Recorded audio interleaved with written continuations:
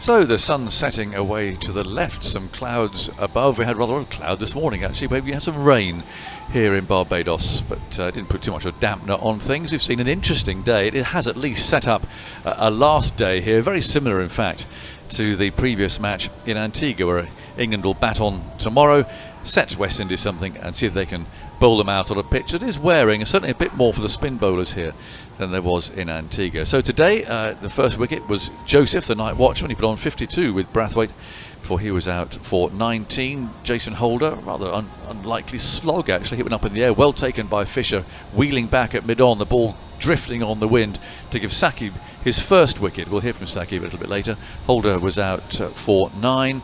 Then Brathwaite finally bowled by Leach. It was a good ball to it, spun it, pitched about midland leg, hit the top of off. It's a sort of ball we're thinking, oh, where have they been? But it was a terrific delivery, out for 160 from 489 balls, 401 of which were dot balls. In other words, they didn't score from, and I've done my calculations, you don't have to do it, that's 66 overs. That's 2 sessions of a test match he faced without scoring a single run. Absolutely remarkable innings. He batted for over 11 hours, and well, he's the skipper and he certainly led from the front as far as trying to save this game for his team is concerned. The rest didn't last very long. Keeper Roach out for 1 and Purmel out for 5. Bowling wise, Jack Leach 3 for 118. He bowled 70 overs. Ben Stokes 2 for 65 from his 29. As I mentioned, Saqib Mahmood 2 for 58 from his 27 overs, the first overs of course that he has bowled in Test cricket. So just towards the close, Lees and Crawley added another 40, so England lead by 136 and got a full day's play on the last day for 90 overs or so. So there we go, that's how it's all set up. Dean Wilson sitting here, another long day of attritional cricket. It's this Test series is a strange one. It's not exactly a powder keg, Dean, at the moment, is it? Neither Antigua nor here. But at least we do have a final day with something riding on it. We do, and we are seeing, quite clearly that there are lots of different ways to play Test cricket, and there is room for someone like a Craig Brathwaite who showed remarkable powers of concentration. Won't be to everyone's sort of cup of tea, but when you bat on that long, and I think we worked out that it was the 3rd longest innings by a West Indian against any team, there's a fascination in that, and there's a quality in that actually.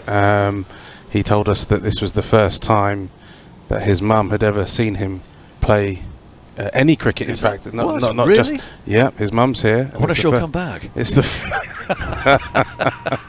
That's a bit harsh. Well, that's a bit harsh, and in fact, I wondered perhaps maybe she recognised some of the character traits that she'd instilled in him as a young boy, yes. And he was putting them on show out there, and perhaps she was pretty proud of what she saw. I would imagine. So she should. I was only kidding. I mean, as captain, and you're up against 507. I mean, you do lead from the front, don't you? But the way the innings is formed, I mean, I had to go check with our scorers up here. So 160 from 489 balls, 401 of which were dot balls. So he scored 160 off 88 balls. So he's hit 17 fours, so he rattled along there. But to block 66 overs. I mean, I'll never call Geoffrey Boycott again. 66 overs of blocking. Yeah, and he was, it took a pretty good ball in the end to get rid of him. And I do think that, as you say, he's the captain.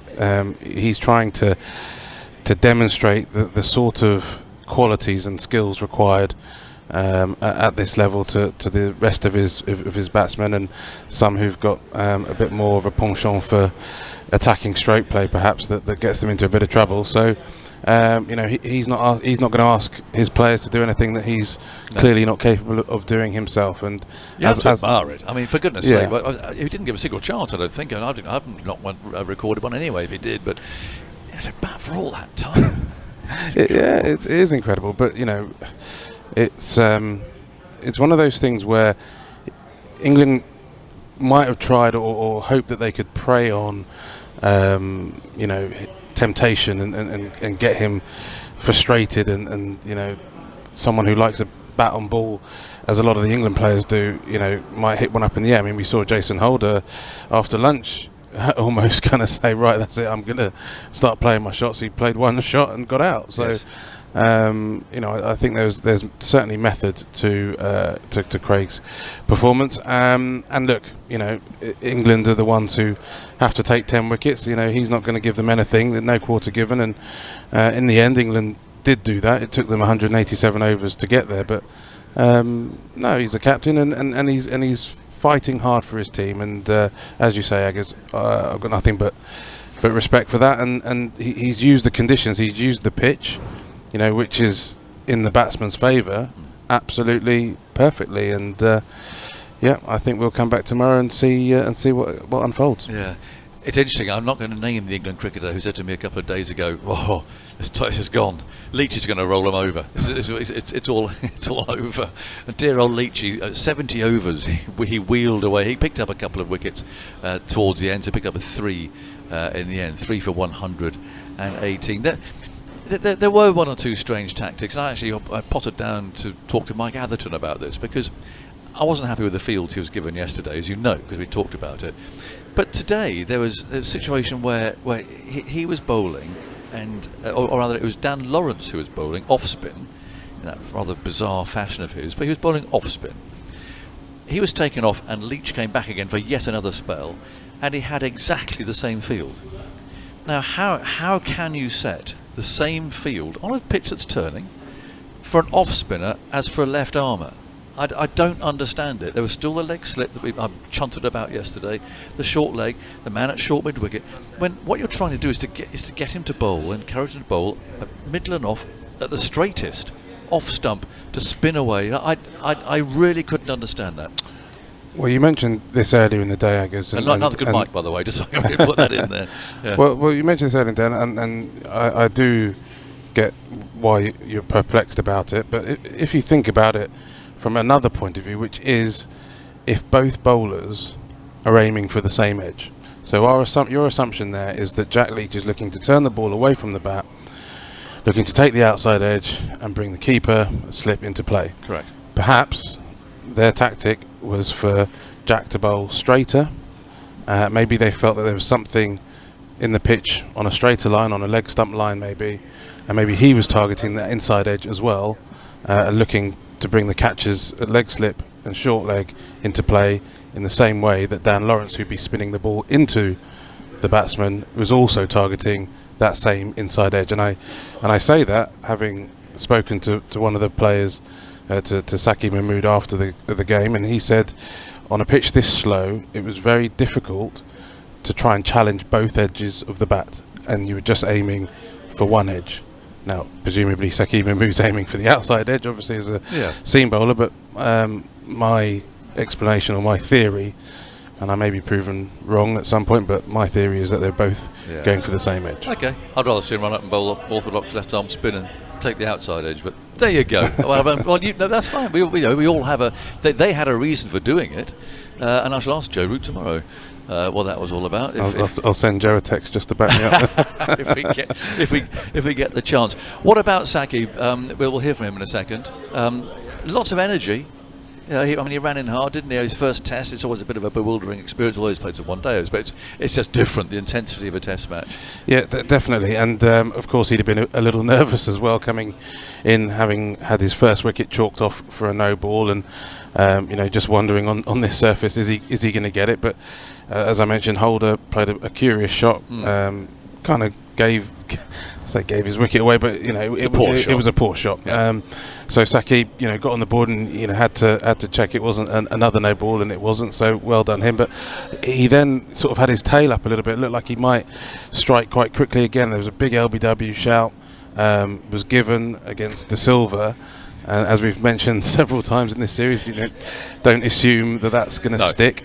It got reviewed, and there was just the merest of edges from De Silva's bat. But it was one of those moments, actually, I kind of sensed, because I think Saqib has got the ability, with his tails up and maybe getting a bit of reverse and just, almost a momentum type bowler, that he could go bang, bang, bang and get things going. And it was a real shame, in fact, that one, hit the edge and kind of put a stop to what might have been a breakthrough. Would have of given England sorts, a lead of 140-150 too, yeah, which might exactly, have made a big difference. Exactly, Yeah. and as I say, you get the sense from Sakib. We've seen him for Lancashire, both in red ball and white ball cricket, that he can be a bit of a hot streak bowler. Yeah. And I thought that maybe that would be the case here, but he had to wait a bit longer for number 2. Good catch by Fisher at mid-on to give him his wicket. It went high, and this very strong wind was taking the ball away from Matt Fisher, who wheeled around and actually lost his balance as he took it. So it was